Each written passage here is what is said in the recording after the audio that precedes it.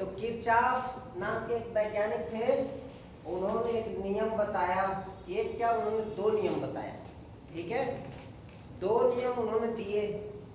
पहले नियम को केसीएल कहा गया। ठीक है, इससे इस नाम से जाना जाता है, यानी किरचॉफ करंट लॉ।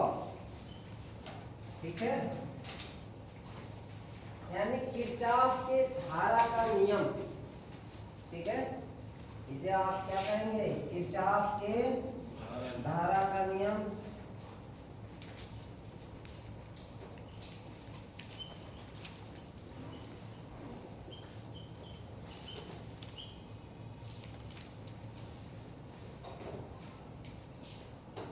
तो किरचॉफ का जो धारा का नियम है वो ये बताता है कि जैसे ये आपका एक है, ठीक है, ये पॉइंट क्या है, जंक्शन। ठीक है, ये जंक्शन है, इसे यहां पे आपकी ऐसे ये आ रहा है, ये निकल रहा है। ठीक है, ये जो है आने वाली धारा है I1, इसको I2 कहें, और ये जो है I3, ये I4। ठीक है, तो उन्होंने ये कहा कि अगर किसी पॉइंट पर, जंक्शन पर धाराएं जो आ रही हैं, उन धाराओं का योग अगर आप करते हैं तो वो धाराएं वहां से, उस जंक्शन से जाने वाली धाराओं के बराबर होगा। ठीक है, या फिर दूसरे शब्दों में, किसी जंक्शन पर आने वाली और वहां से जाने वाली धाराओं का अलजेब्रिक सम 0 होगा। ठीक है, दो तरह से इस बात को कह सकते हैं। तो यहाँ पे क्या है कि ये जो है आने वाली धाराएं, ठीक है, इनका सम क्या है, इसको हम लिख सकते हैं इनकमिंग, समझने के लिए इनकमिंग करंट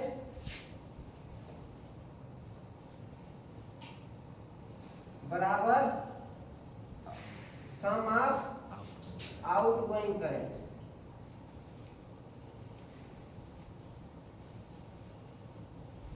ठीक है, यानी कि आने वाली धारा बराबर जाने वाली धारा। और अगर कहा जाए तो अलजेब्रिक सम बराबर 0, ये दूसरा। इस समय क्या है, ये जो है जंक्शन पर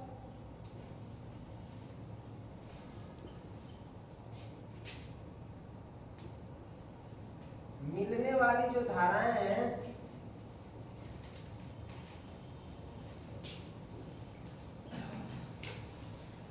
सभी करंट का अलजेब्रिक सम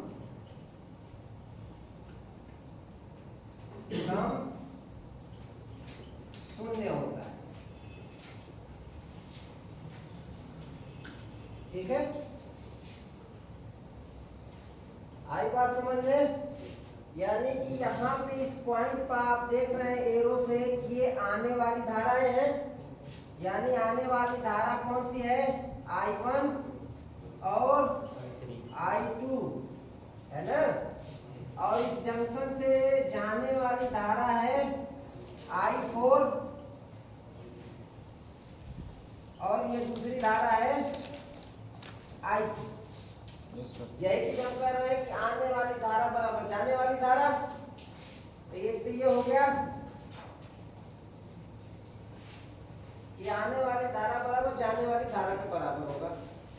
दूसरा, इनका अलजेब्रिक सम अगर हम करें, इस जंक्शन पे आने वाली धाराओं को अगर हम पॉजिटिव लें, ठीक है, और जाने वाली धाराओं को हम नेगेटिव, तो उस केस में क्या होगा, I1 क्या है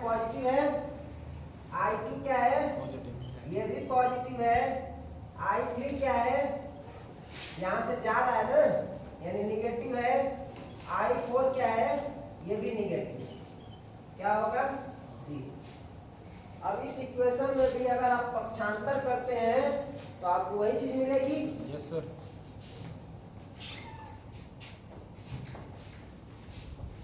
यहाँ इसका आप पक्षांतर करेंगे तो I3 I4 इस साइड आएगा तो माइनस में हो जाएगा, बाद में क्या हो जाएगा उस साइड 0 हो जाएगा।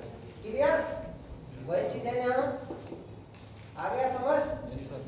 तो ये जो साइन लग रहा है ये बता रहा है कि I1 I2 I3 IN जितनी भी धाराएं हैं उनका सम। कैसा सम? अलजेब्रिक सम। क्या होगा? 0 होगा। ठीक है? ये सिर्फ जो आने वाली धारा है, ये जाने वाली धारा। क्लियर? आया समझ में? Kirchhoff current law. अब जिसे ये ना समझ में आ रहा हो, सिंपल सा ये मान लो कि घर में आपके क्या होता है, छत पे टंकी लगी होती है ना, और टंकी से एक पाइप लगा होता है, उसका cross sectional area 1 inch 2 inch रहता है ना। 1 इंच का 2 इंच का लगा लेते हैं, ज्यादा है तो। फिर क्या करते हैं, इसमें नीचे लाते हैं, इसमें हम क्या करते हैं, टी ज्वाइंट लगा लेते हैं, है ना, ऐसे ज्वाइंट लगाते हैं। फिर इधर पाइप से हम क्या करते हैं, ये बाथरूम में हम ले जाते हैं, ये हम किचन में ले गए, ठीक है, यहाँ टोटी लगा दिया, यहाँ लगा दिया। फिर हमने क्या किया, यहाँ से एक और निकाला और इधर लगा दिया। ठीक है? आया समझ में? एक बाथरूम का हो गया, एक टॉयलेट का हो गया, एक किचन का हो गया। अब इसमें इन तीनों से निकलने वाला जो पानी है, वाटर, ठीक है, इसमें से जो वाटर निकल रहा है, मानते हैं कि I1 निकल रहा है, यहाँ से I2 निकल रहा है, यहाँ से I3 निकल रहा है, और यहाँ क्या हो रहा है, यहाँ पे जो आ रहा है I आ रहा है। तो यहाँ जितना टोटल आ रहा है वही तो इधर ट्रांसफर हो रहा है। अब और समझने के लिए हम क्या करते हैं कि एक और टंकी लगा देते हैं यहाँ पे, ठीक, और ये पाइप इसी में ज्वाइंट कर देते हैं। आया समझ में? अब यहाँ से एक आने वाला क्या है, एक ये आई हो गया इनकमिंग का, एक ये आई हो गया, तो समझ में आया? अब इन दोनों पाइप से यहाँ जितना पानी आएगा वही तो इधर दोनों हर जगह ट्रांसफर होगा, ये अलग से आ जाएगा कुछ? तो आने वाला पानी बराबर जाने वाला पानी, टंकी में जितना पानी है उतना ही तो बाहर निकलेगा। हाँ, एक्स्ट्रा आ जाएगा। बस वही चीज यहाँ हो रही है, जो आ रहा है वही निकल रहा है। बस यहाँ पे करंट कह रहे हैं, यहाँ भी करंट है, धारा यहाँ भी है। पानी में क्या है, पानी की धारा जो है, सिंपल सी बात है, आप कहते हैं कि नदी की धारा तेज है, झरना का पानी का बहाव तेज है, धारा उसमें तेज है, इतनी तेज धारा है कि लोग बह गए, है बता ना भी। तो ये चीज यहाँ धारा है, इसे आप यही सोचेंगे, इसे आप कंडक्टर मान ले पाइप को, इसमें बहने वाला पानी जो है, इसमें इलेक्ट्रॉन है कि नहीं है, ट्रांसफर हो रहा है इलेक्ट्रॉन, और इलेक्ट्रॉन का जो आवेश है वही प्रवाहित होता है, उसे आप कहते हैं धारा। क्लियर? आ गया समझ में? कोई डाउट? ठीक है, तो ये हो गया केसीएल। अब यही चीज यहाँ पे मान लीजिए हमने ऐसे किया था, अब हमने इसमें शाखाएं और बढ़ा दी, ठीक है। अब क्या हो, ये जंक्शन है, इस पे आ रही है धारा, यहाँ आ रही है, यहाँ जा रही है, यहाँ भी जा रही है, यहाँ आ रही है, ठीक है। अब ऐसे हो गया। अब इन सब में क्या होता है कि इस तरह का जब सवाल देता है तो गलती यही होती है हमसे कि हम ये एरो पे ध्यान नहीं देते, मिस्टेक हो जाता है जल्दी में कंपटीशन एग्जाम में। तो इस एरो पे ध्यान देना होता है, करंट कितनी जा रही कितनी आ रही है।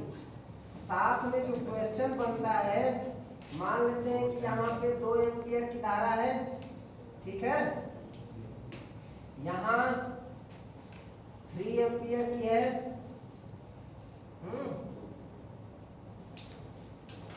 यहाँ पे 4 एम्पियर है,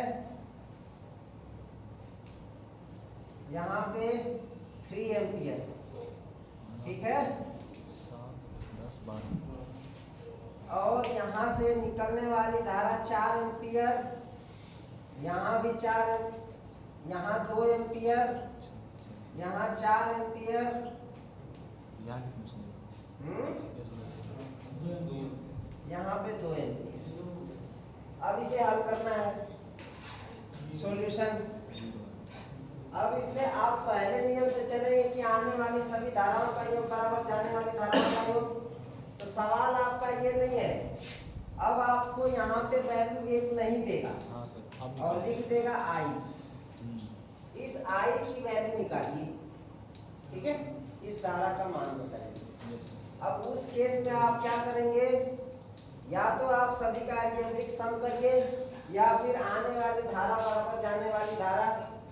होता क्या है कि आप कंफ्यूजन में पहले प्लस माइनस में गलती कर जाते हैं, तो आप इसको फॉलो करते हैं कि आने वाली धारा बराबर जाने वाली धारा, तो ज्यादा आसान रहेगा। Yes sir.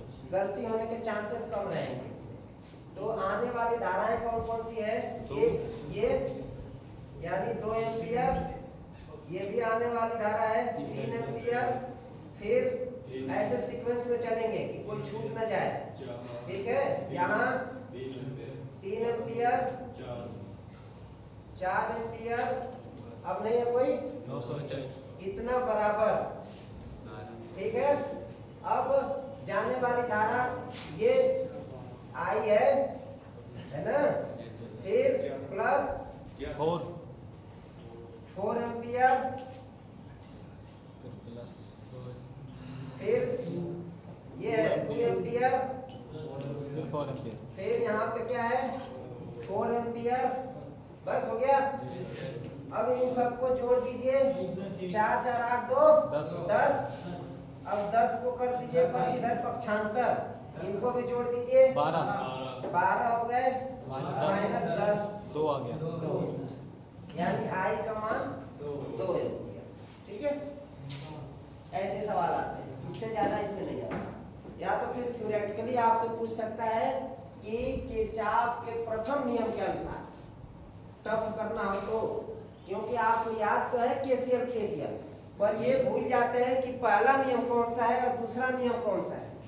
तो पहला है केसीएल करंट और दूसरा है केवीएल। KVL voltage. ठीक है, तो ये कहेगा कि किरचॉफ के प्रथम नियम के अनुसार, अब ऑप्शन दे देगा 4। ठीक है, ऑप्शन ये रहेगा कि आने वाली सभी धाराओं का अलजेब्रिक सम बराबर जाने वाली सभी धाराओं का अलजेब्रिक सम। ठीक है, incoming algebraic sum of incoming all incoming current equal to algebraic sum of all outgoing current, या total algebraic sum of meeting at a junction equal to 0। ये ऑप्शन दे देगा। दूसरा ऑप्शन ये भी दे सकता है कि सभी का वोल्टेज ड्रॉप सेम होगा, कुछ भी ऐसे लिख देगा, या उनका अंतर होता है, इक्वल नहीं होता, अलजेब्रिक सम 0 नहीं होता। इस तरह के 3-4 ऑप्शन दे देंगे। तो आपको ये थ्योरेटिकली जब पता होगा तो आप सही टिक लगाएंगे कि नहीं ये वाला आंसर सही है। ठीक है, इस पे यही सवाल बनते हैं। क्लियर? Yes sir. ठीक है, रब कर दें। Yes sir. अब केवीएल, यस सर।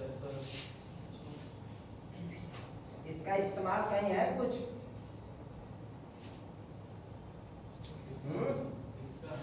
किरचॉफ का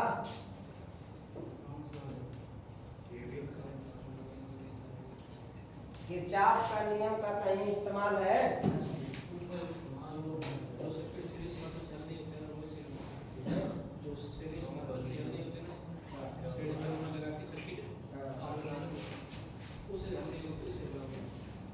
वो तो करंट डिवाइडर रूल वहाँ लगेगा, वोल्टेज डिवाइडर। मैं एप्लीकेशंस की बात कर रहा हूँ। इनका जैसे इनकमिंग करंट जैसे क्या होता है कि ट्रांसमिशन लाइन जो है सब जनरेशन केंद्र है, सभी को एक साथ पैरेलल किया जाता है, कई को इंटरकनेक्ट। उससे क्या होगा, इनकमिंग करंट पावर बढ़ा है ना, और जो लोड लगे हैं वो सभी तरफ डिस्ट्रीब्यूट है, यानी सबको एक साथ उसी पे कनेक्ट कर दिया गया। जैसे यहाँ पे हमने दो पाइप की टंकियाँ कनेक्ट की थी, वैसे ही सोच लीजिए कि दो ट्रांसमिशन लाइनें एक साथ इंटरकनेक्टेड हो गई, जिसको बोलते हैं ग्रिड कनेक्शन। तो वास्तव में क्या कर रहा है, करंट को शेयर कर रहा है ना, वोल्टेज तो सबके पास है उतना। मेन क्या है, हमारा लोड बढ़ेगा तो करंट बढ़ेगा, वोल्टेज तो फिक्स रखना है ना, फिक्स ही रहता है, लेकिन करंट बदलता रहेगा। करंट हमारा बढ़ेगा, यानी हमें लोड को शेयर करना है, यानी करंट शेयर करना है। वही काम हो रहा है यहाँ, केसीएल वहीं हो रहा है एक तरह से, कि नहीं हो रहा है? हाँ ठीक है। आप ऐसे भी किसी सर्किट में अगर आप चाहते हैं कि भाई हमें जो है इस तरह का कई जगह से आपको करना हो, दो ट्रांसफार्मर पैरेलल करके आप कर सकते हैं, कहीं ज़्यादा करंट की ज़रूरत है, जो दो छोटे छोटे ट्रांसफार्मर हो, ठीक है, करंट ज़्यादा चाहिए, पैरेलल ऑपरेशन कर लो, ठीक है। अब केवीएल, किरचॉफ वोल्टेज लॉ, ठीक है। तो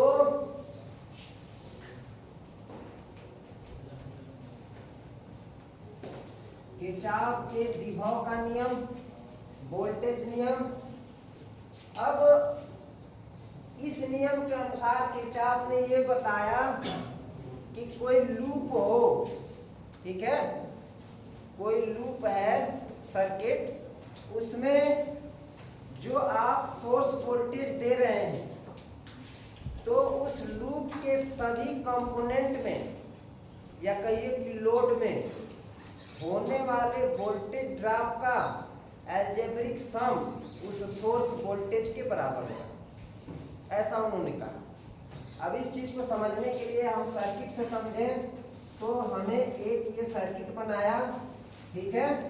यहाँ पे हमने क्या किया, एक बैटरी लगा दी 12 वोल्ट की, ठीक है। ये क्या है, VS है, सोर्स वोल्टेज है। फिर हमने क्या किया, यहाँ पे एक लोड लगा दिया, रजिस्टर लगाया, ठीक है। फिर हमने एक यहाँ पे दूसरा लगा दिया, फिर हमने यहाँ पे तीसरा लगा दिया,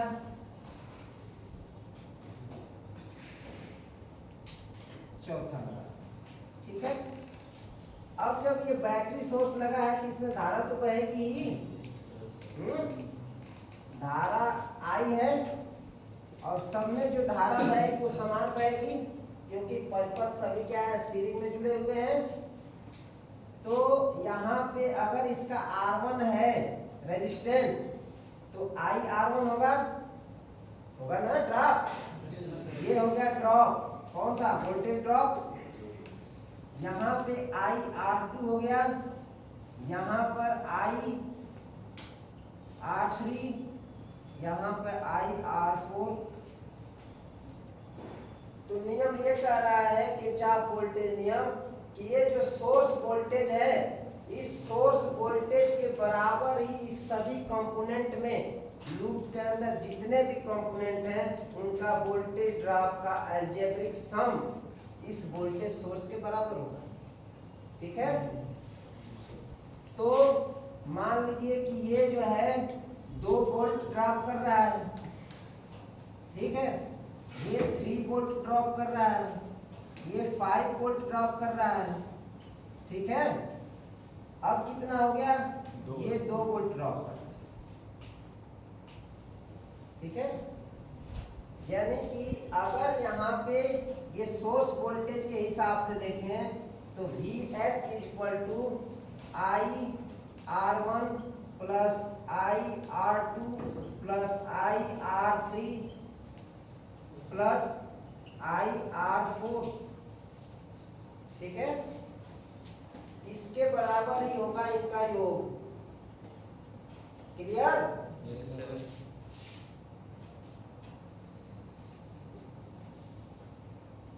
अब इसके अकॉर्डिंग देखते हैं वैल्यू रख के 12 वोल्ट सप्लाई वोल्टेज, फिर IR1 कितना है 2 volt, IR2 3 volt, IR3 2 volt, IR4 5 volt. कितना आया 12 वोल्ट। यानी सोर्स वोल्टेज जो है वो पूरे कंपोनेंट में लूप के अंदर होने वाले ड्रॉप के योग के बराबर है, और दोनों का अलजेब्रिक सम अगर करें तो 12 माइनस 12 इक्वल टू 0 हुआ। ये होगा। अब अलजेब्रिक सम के हिसाब से चलें तो दूसरा चीज ये हो जाएगा कि Vs क्या है, इसमें हम क्या करते हैं, ये निगेटिव है ये पॉजिटिव है। एक चीज आप ध्यान रखेंगे कि rise in potential take positive. अगर विभव में वृद्धि हो रही है तो उसे धनात्मक लेना है, और विभव में लाइज इन पोटेंशियल अगर विभव में गिरावट आ रही है तो उसे ऋणात्मक लेना है। तो अब यहाँ पे क्या है, ये माइनस टर्मिनल ये पॉजिटिव है, माइनस से प्लस की तरफ जा रहे हैं यानी वृद्धि हो रही है। हम इसे क्या करेंगे, पॉजिटिव ले लिए Vs को, फिर यहाँ आए, यहाँ क्या है ये प्लस है टर्मिनल है ना, यहाँ माइनस होगा। अब ये क्या हुआ घटक, यानी इसे हम क्या लेंगे निगेटिव, है समझ। फिर इसके बाद यहाँ आते हैं प्लस। अब इसे आप बैटरी की तरह सोचें तो सीरीज में ऐसे ही जोड़ते हैं, प्लस का माइनस से, माइनस का प्लस से, यानी ये प्लस हुआ ये माइनस हुआ, ये प्लस हुआ ये माइनस हुआ, ये प्लस और ये माइनस, तभी तो यहाँ ये माइनस होगा। अब ये क्या है IR2 minus IR3 minus IR4, ठीक है। इनका अलजेब्रिक सम क्या होगा 0, ठीक है। यानी उन्होंने ये कहा कि IR ड्रॉप जो है, जो वोल्टेज है टोटल, उसका अलजेब्रिक सम क्या होगा 0 होगा। क्लियर, नोट कर लीजिए।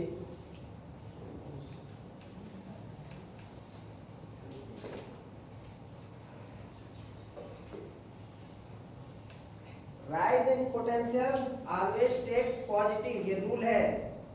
अब तक शायद आप लोग ऐसे भी पढ़े होंगे, कोचिंग में पढ़ाते हैं, ऑनलाइन में भी, कि इसे जो है हम कोई भी ले सकते हैं।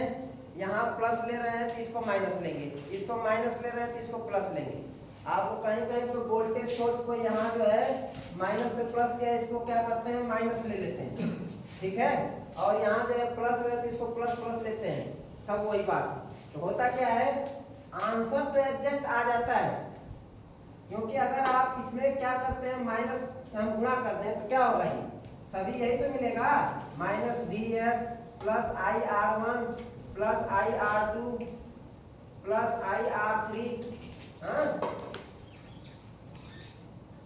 प्लस IR4, यही तो मिलेगा। अब चूंकि दोनों इक्वल है ना, तो घटेगा तो 0 ही आएगा, वैल्यू तो ही आएगी। लेकिन कहीं कहीं पे सर्किट में ऐसा होता है कि ड्रॉप ज्यादा रहता है, उस केस में ये चीज गलत होने लगती है।